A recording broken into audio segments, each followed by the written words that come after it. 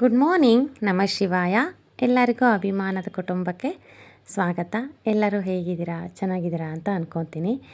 ಇನ್ನು ನಾನು Wednesday ಲಾಗ್ನ upload ಮಾಡೋಕ್ಕಾಗಲಿಲ್ಲ, ಸ್ವಲ್ಪ ಬ್ಯುಸಿ ಇದ್ದೆ.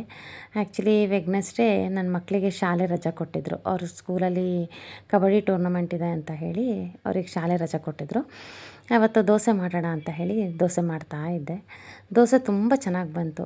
ಆ್ಯಕ್ಚುಲಿ ದೋಸೆ ಏನೂ ಇಲ್ಲ, ಬರೋಕ್ಕೆ ಕಾರಣ ಏನಂದರೆ ಮನಸ್ಸು, ನಂಬಿಕೆ. ದೋಸೆ ಚೆನ್ನಾಗಿ ಬರುತ್ತೆ ಅನ್ನೋದೊಂದು ಪ್ಲಸ್ ಮನಸ್ಸು.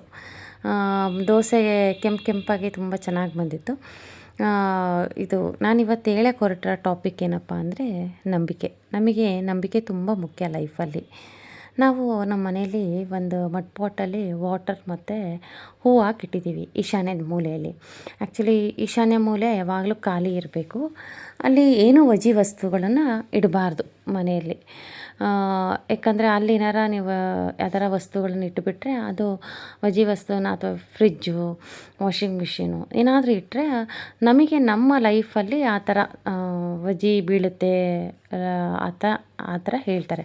ಹಾಗಾಗಿ ನಾವಲ್ಲಿ ಮಡ್ ಪಾಟಲ್ಲಿ ನೀರು ಹಾಕಿ ಒಂದಿಷ್ಟು ಹೂಗಳನ್ನು ಹಾಕಿ ಹಾಗೆ ಇಟ್ಟಿದ್ದೀವಿ. ಅದು ಪಾಸಿಟಿವ್ನೆಸ್ ಅಂತ ಹೇಳಿ ಅದೊಂದು ನಂಬಿಕೆ ನಮಗೆ. ಮನುಷ್ಯನ ಮನಸ್ಸಿನಲ್ಲಿ ಯಾವಾಗಲೂ ಪಾಸಿಟಿವ್ ಆಗಿ ಥಿಂಕ್ ಮಾಡ್ತಾ ಇರಬೇಕು. ನಾವೆಷ್ಟು ಒಳ್ಳೆ ಥಿಂಕ್ ಮಾಡ್ತಾ ಇರ್ತೀವೋ ಹಾಗೆ ನಮಗೆ ಒಳ್ಳೇದಾಗ್ತಾ ಹೋಗ್ತಾ ಇರುತ್ತೆ. ಯಾಕಂದರೆ ನಾನು ಒಳ್ಳೆ ಥಿಂಕ್ ಮಾಡಬೇಕು ಅಂತ ಹೇಳ್ತೀನಿ ಅಂದರೆ, ನಾವು ಒಳ್ಳೆ ಥಿಂಕ್ ಮಾಡ್ತಾ ಹೋದಾಗ ಲೈಫಲ್ಲಿ ಏನಾದರೂ ಸ್ವಲ್ಪ ನಮಗೆ ಕಷ್ಟ ಬಂದ್ರೂ, ಇಲ್ಲ ಬಿಡಪ್ಪ ನಮಗೆ ಒಳ್ಳೇದಾಗತ್ತೆ, ಅದೇನೋ ಒಂದು ಸ್ವಲ್ಪ ಬಂದಿದೆ, ಹೋಗುತ್ತೆ ಆ ಕಷ್ಟ ಅಂದ್ಕೊಂಡು ನಾವು ಮುಂದೆ ಹೋಗ್ಬೋದು. ಅದೇ ನಾವು ನೆಗೆಟಿವ್ ಆಗಿ ಥಿಂಕ್ ಮಾಡ್ತಾಯಿದ್ದೆ ಇನ್ನೂ ಕಷ್ಟ ಬಂದಾಗ ಆವಾಗ ಲೈಫ್ ಏನು ಅನಿಸ್ಬಿಡುತ್ತೆ, ಇದು ನಾವು ಬದುಕೋಕ್ಕಾಗಲ್ಲ, ಏನಾದರೂ ಆಗಬೇಕು ಅಂತ ಅನಿಸ್ಬಿಡುತ್ತೆ. ಹಾಗಾಗಿ ಆದಷ್ಟು ಒಳ್ಳೆ ಥಿಂಕ್ ಮಾಡೋಣ ನಾವು ಲೈಫಲ್ಲಿ. ನಾವೇನಾದ್ರು ನೆಗೆಟಿವ್ ಆಗಿ ಯೋಚನೆ ಮಾಡಿದ್ರೆ ಅದು ನೆಗೆಟಿವೇ ಸ್ಪ್ರೆಡ್ ಆಗಿಬಿಡುತ್ತೆ ಹೋಲ್ ಬಾಡಿ. ನಾವು ಪಾಸಿಟಿವ್ ಆಗಿ ಥಿಂಕ್ ಮಾಡಿದ್ರೆ ಪಾಸಿಟಿವ್ನೆಸ್ಸೇ ಹೋಲ್ ಬಾಡಿ ಎಲ್ಲ ಸ್ಪ್ರೆಡ್ ಆಗುತ್ತೆ. ಅದಕ್ಕೆ ದೊಡ್ಡವ್ರು ಹೇಳಿದ್ದಾರೆ, ಮನಸ್ಸಿದ್ದಂತೆ ಮಹಾದೇವ ಅಂತ ಹೇಳಿ. ಆದಷ್ಟು ಒಳ್ಳೆಯದೇ ಥಿಂಕ್ ಮಾಡೋಣ, ಪಾಸಿಟಿವ್ ಆಗಿರೋಣ. ದೋಸೆ ಆಯಿತು. ದೋಸೆ ಮತ್ತು ಚಟ್ನಿ, ಆಲೂಗಡ್ಡೆ ಪಲ್ಯ. ನನ್ನ ಸಣ್ಣ ಮಗ ಹೇಗಿದೆ ಅಂತ ಕೇಳಿದೆ, ತುಂಬ ಚೆನ್ನಾಗಿದೆ ಅಂದ. ನನ್ನ ದೊಡ್ಡ ಮಗನೂ ದೋಸೆ ಹಾಕಬೇಕು ಅಂತ ಹೇಳಿ ಅವನು ಒಂದಿಷ್ಟು ಟ್ರೈ ಮಾಡಿದ, ಬಟ್ ಚೆನ್ನಾಗಿ ಬಂತು ಪಾಪ. ಅವನು ಆ ಸಣ್ಣ ವಯಸ್ಸಿನಲ್ಲಿ ಎಷ್ಟು ಚೆನ್ನಾಗಿ ಟ್ರೈ ಮಾಡ್ತಾಯಿದ್ದ. ದೋಸೆ ಚೆನ್ನಾಗಿ ಬಂತು.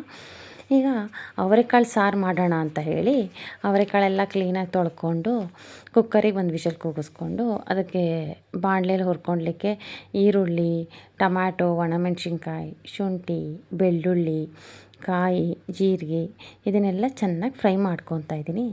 ಇವತ್ತು ನಾನು ಮಾತಾಡ್ಲಿಕ್ಕೆ ಹೊರಟಿರೋದು ವರಮಹಾಲಕ್ಷ್ಮಿ ಹಬ್ಬ. ನಾನು ನೋಡಿದ್ದೀನಿ ಎಷ್ಟೋ ಜನದ ಮನೆಯಲ್ಲಿ ಅರಿಶಿನ ಕುಂಕುಮ ಕರೀತಾರೆ. ವರಮಹಾಲಕ್ಷ್ಮಿ ಹಬ್ಬನ ತುಂಬ ಆಡಂಬರವಾಗಿ ಮಾಡ್ತಾರೆ.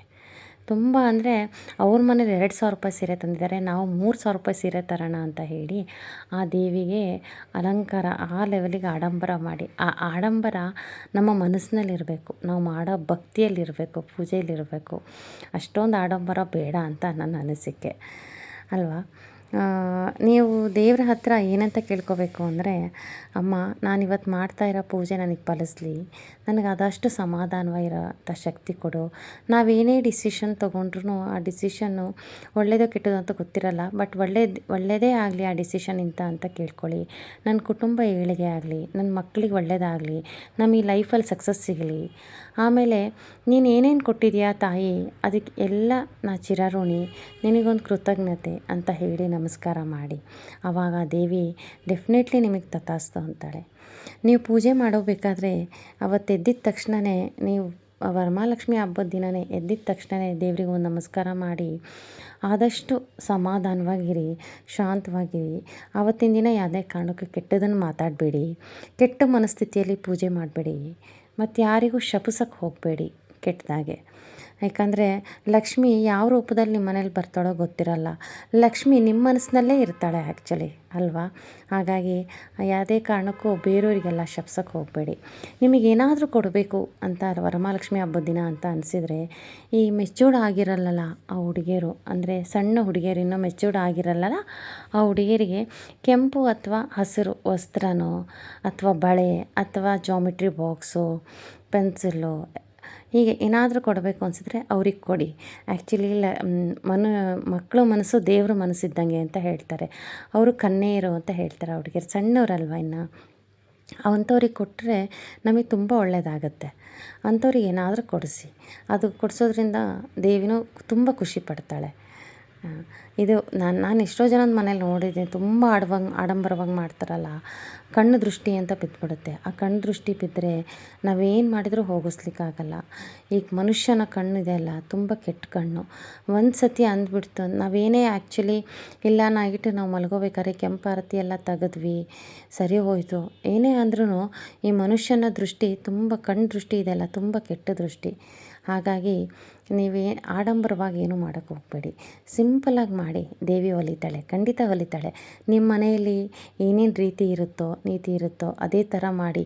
ಈಗೇನೋ ಟಿ ವಿಯಲ್ಲಿ ತೋರಿಸ್ತಾರೆ, ಅದನ್ನು ಹಾಕಬೇಕು, ಇದನ್ನು ಹಾಕಬೇಕು ಕಳಸಕ್ಕೆ, ಅದೆಲ್ಲ ಸುಳ್ಳು. ಏನೂ ಇಲ್ಲ. ಕಳಸದಲ್ಲಿ ಅಕ್ಷತೆ, ಅರಿಶಿನ, ಕುಂಕುಮ, ದ್ರಾಕ್ಷಿ, ಗೋಡಂಬಿ. ನಿಮ್ಮ ಮನೇಲಿ ಏನಾದ್ರು ಸಿಲ್ವರ್ ಕಾಯಿನ್ ಇತ್ತು ಅಂದರೆ ಸಿಲ್ವರ್ ಕಾಯಿನ್ ಹಾಕಿ, ಇಲ್ಲಂದರೆ ಒಂದು ಯಾವುದಾದ್ರೂ ₹5 ನಾಣ್ಯ ಹಾಕಿದ್ರೂ ಆ ದೇವಿ ಖುಷಿ ಪಡ್ತಾಳೆ. ನೀವೇನು ಸಿಲ್ವರ್ ಕಾಯಿನ್ ಹಾಕಿದ್ರೇ ದೇವಿ ಖುಷಿ ಪಡ್ತಾಳೆ ಅಥವಾ ತಥಾಸ್ತು ಅಂತಾಳೆ, ಅದೆಲ್ಲ ಸುಳ್ಳು.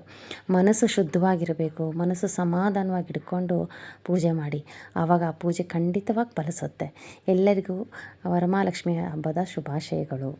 ನಿಮ್ಮ ಪೂಜೆ ಎಲ್ಲ ಫಲಿಸಲಿ. ನಿಮಗೆ ನೀವು ಏನೇನು ಕೇಳ್ಕೊತೀರೋ ಅದೆಲ್ಲ ದೇವರು ನಿಮಗೆ ಕರುಣಿಸ್ಲಿ ಅಂತ ಹೇಳಿ ನಾನು ಇವತ್ತಿನ ಲಾಗ್ ಮುಗಿಸ್ತೀನಿ. ನಿಮಗೇನಾರ ಇವತ್ತಿನ ಲಾಗ್ ಇಷ್ಟ ಆಗಿದ್ದರೆ ಲೈಕ್ ಮಾಡಿ, ಶೇರ್ ಮಾಡಿ, ಸಬ್ಸ್ಕ್ರೈಬ್ ಮಾಡಿ. ಹಾಗೆ ನನ್ನ ಮಾತೇನಾರ ನಿಮಗಿಷ್ಟ ಆಗಿದರೆ ಕಮೆಂಟ್ ಸೆಕ್ಷನ್ನಲ್ಲಿ ಕಮೆಂಟ್ಸ್ ಹಾಕಿ. ಸಿಗೋಣ ಮತ್ತು ನೆಕ್ಸ್ಟ್ ಲಾಗಲ್ಲಿ. ಎಲ್ಲರೂ ಹಬ್ಬನ ಆದಷ್ಟು ಸಮಾಧಾನ, ಶಾಂತಿ, ಕೆಟ್ಟದ್ದು ಮಾತಾಡದೆ, ಯಾರಿಗೂ ಶಪಿಸದೆ, ಮಕ್ಕಳಿಗೆಲ್ಲ ಒಳ್ಳೆಯದಾಗಲಿ, ನನ್ನ ಕುಟುಂಬಕ್ಕೆ ಒಳ್ಳೆಯದಾಗಲಿ, ನನ್ನ ಮಕ್ಕಳಿಗೆ ಏಳಿಗೆ ಆಗಲಿ, ನನ್ನ ಗಂಡಂಗೆ ಒಳ್ಳೆಯದಾಗಲಿ ಅಂತ ಕೇಳಿಕೊಂಡೇ ನೀವು ಪೂಜೆನ ಸ್ಟಾರ್ಟ್ ಮಾಡಿ. ಪೂಜೆ ನಿಮಗೆ ಖಂಡಿತವಾಗೂ ಬೆಳೆಸುತ್ತೆ. ಆಮೇಲೆ ಇದೇ ಮುಹೂರ್ತದಲ್ಲಿ ಪೂಜೆ ಮುಗಿಸ್ಬಿಡ್ಬೇಕು ಅಂತ ಅರ್ಜೆಂಟಲ್ಲಿ ಯಾವುದೇ ಕಾರಣಕ್ಕೂ ಪೂಜೆ ಮಾಡಬೇಡಿ. ಏನೂ ಆಗಲ್ಲ. ಒಳ್ಳೆ ಮುಹೂರ್ತದಲ್ಲಿ ಪೂಜೆ ಸ್ಟಾರ್ಟ್ ಮಾಡಿ. ಪೂಜೆ ನಿಧಾನಕ್ಕೆ ಮಾಡಿ, ನೀಟಾಗೆ ಮಾಡಿ. ಪೂಜೆ ಮುಗಿಯೋ ಟೈಮಿಗೆ ಮುಗಿಯುತ್ತೆ ಅಲ್ವಾ? ಸುಮ್ಮನೆ ಹರಿಬರಿಯಲ್ಲಿ ಏನೋ ಮಾಡೋಕ್ಕೋಗಿ ಏನೋ ಚೆಲ್ಕೊಳೋದು, ಅಕ್ಷತೆ ಚೆಲ್ಲೋದು ಅಥವಾ ಅರಿಶಿನ ಕುಂಕುಮ ಚೆಲ್ಲೋದು ಅದಾಗೋದು ಬೇಡ. ಆದಷ್ಟು ಸಮಾಧಾನವಾಗಿ ಪೂಜೆ ಮಾಡಿ. ಆವಾಗ ಪೂಜೆ ನಿಮಗೇನು ಪೂಜೆ ಸಂಜೆಗೆ ಮುಗಿದ್ರೂ ನಡೆಯುತ್ತೆ. ದೇವಿ ಏನು ಹೇಳಲ್ಲ, ನೀವು ಬೆಳಗ್ಗೆನೇ ಮುಗಿಸ್ಬಿಡ್ಬೇಕು ಪೂಜೆ ಅಂತ ಹೇಳಿ ದೇವಿ ಯಾವುದೇ ಕಾರಣಕ್ಕೂ ಹೇಳಲ್ಲ. ಎಲ್ಲರಿಗೂ ಒಳ್ಳೆಯದಾಗಲಿ. ಸಿಗೋಣ ನೆಕ್ಸ್ಟ್ ವ್ಲಾಗಲ್ಲಿ.